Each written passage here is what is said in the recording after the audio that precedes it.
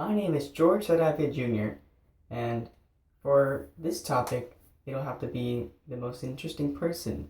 No, the most inspirational person in my life.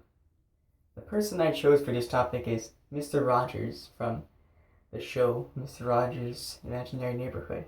As, say, you take an entire generation of children and you get one man, one very calm, loving, kind man to explain the world to the children in the eyes of how the children and both Mr. Rogers can both see.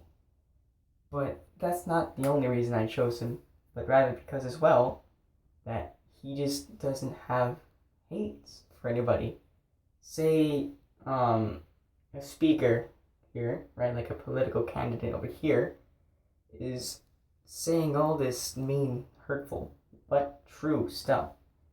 And here's Mr. Rogers putting it in a nicer way while still maintaining that the ideas and facts are still true. So, not only can Mr. Rogers relate to children, but to people as a whole.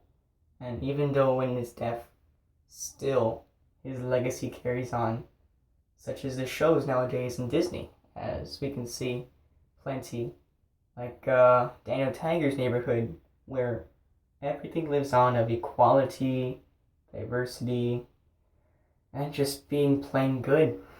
But one last reason why I chose him to be the most inspirational person of my life is because he just doesn't give up.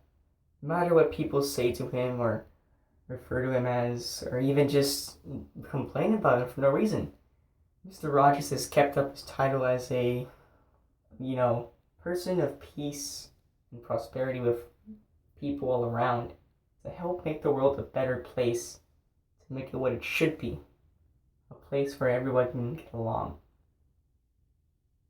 But also that Mr. Rogers can also say the facts of life in a good way where everyone can understand.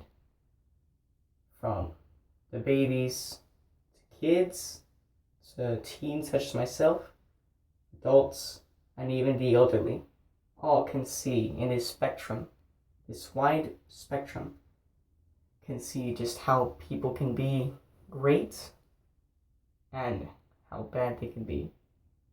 But Mr. Rogers wants what's best for us, and only what's best for us. That is why I chose him to be the one for this topic of the video. Thank you. My name is George Sadaka Jr., and this is my speech.